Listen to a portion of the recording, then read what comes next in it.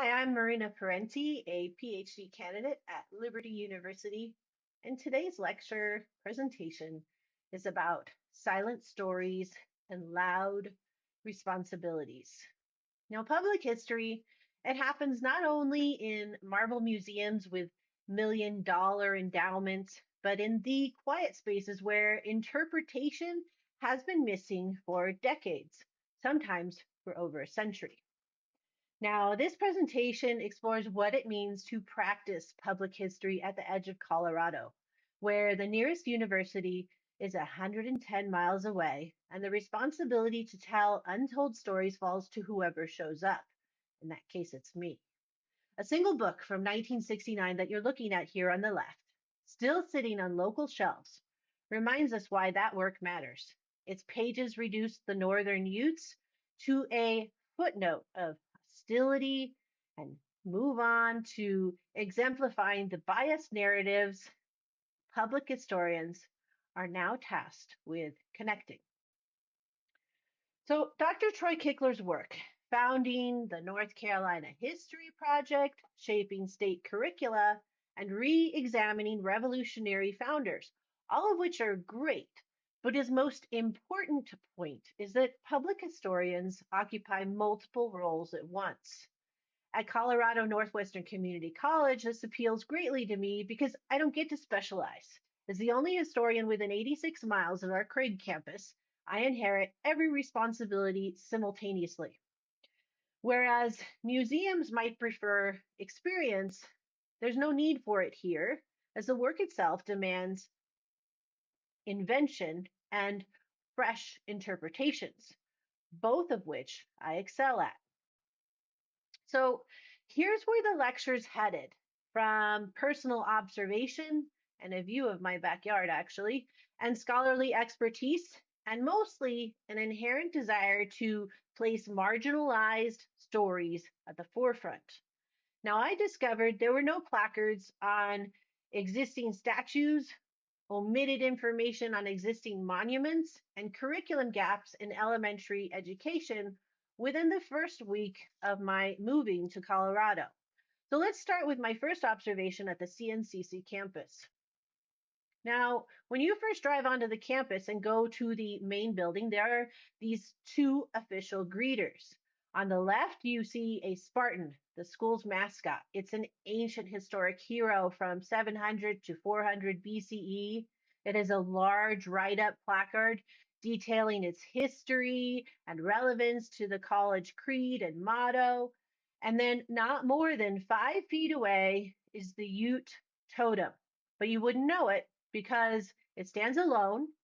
There's no explanation or attribute to the artist, to the donor, much less to the culture. Well, according to Northern Ute culture, the elk at the top stands for strength and stamina, and the lizard is adaptability, survival, and connection to the earth. And the Kokopelli style flute player brings fertility, music, joy, and the promise of rain and seeds. And then at the very bottom, you see bear paw prints at the base, and they carry bear medicine, healing, power, introspection, and protection, possibly a nod to the Ute bear dance done every spring. These are not decorative motifs. They are narrative elements of a living culture, and inclusion without interpretation, that's not public history, it's decoration. And when we place Indigenous art on campus but fail to explain its significance, we perform a peculiar kind of erasure, acknowledgement without understanding. Well, next, we're going to move on to the Meeker Massacre, my second observation. Now, I found this monument accidentally by a sign that said point of interest. And no sooner did I pass that point of interest sign that I passed the monument and I had to turn around on my way to Meeker on a very small patch of dirt.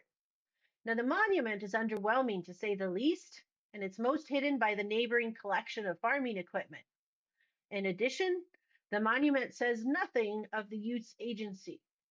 So the White River Utes did not act in a vacuum that autumn day, which was, nearly 161 years ago past, well, the Sand Creek Massacre would be.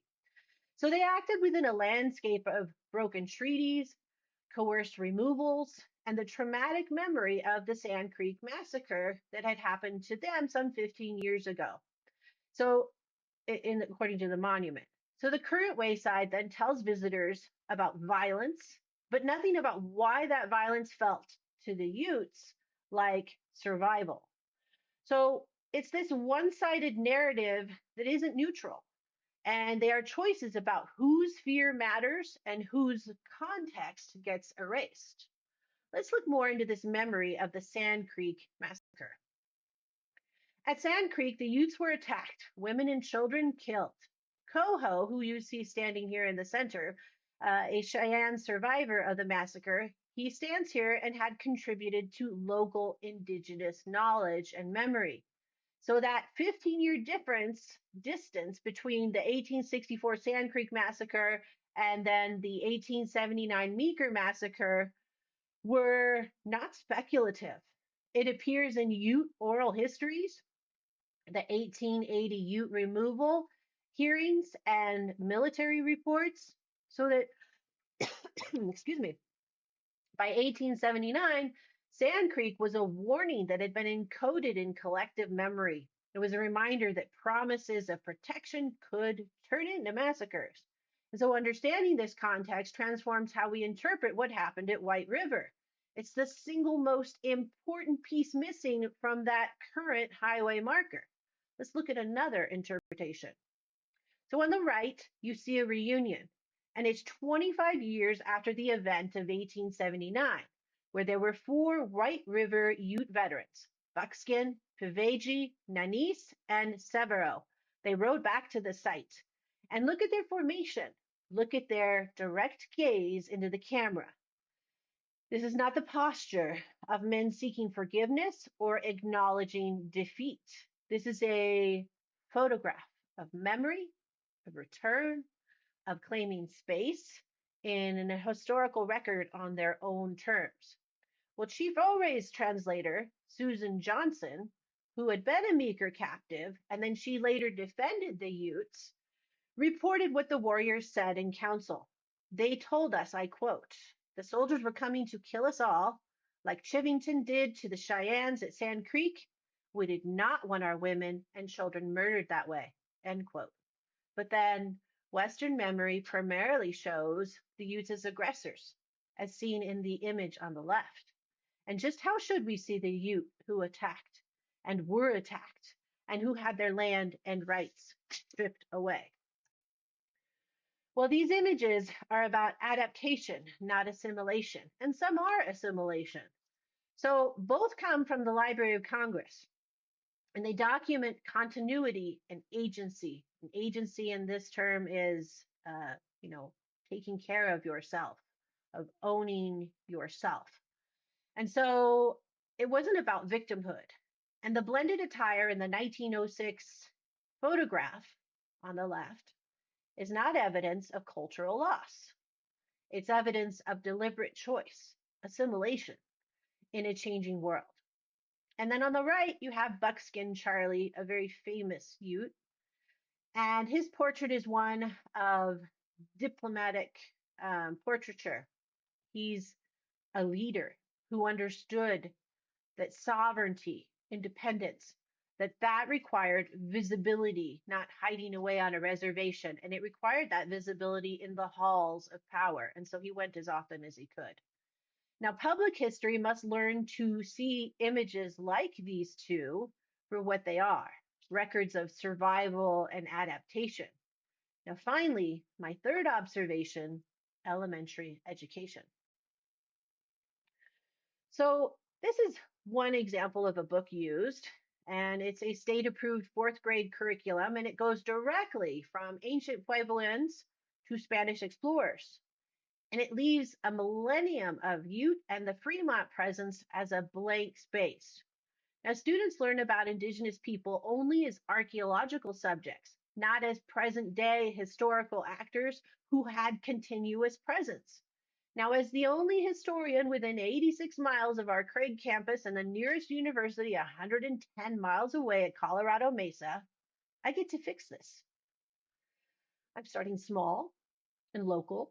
I'm creating materials myself and sharing them directly with teachers who want them while we continue working towards broader partnerships and approvals within our community. Now, one way to do this is to secure funding.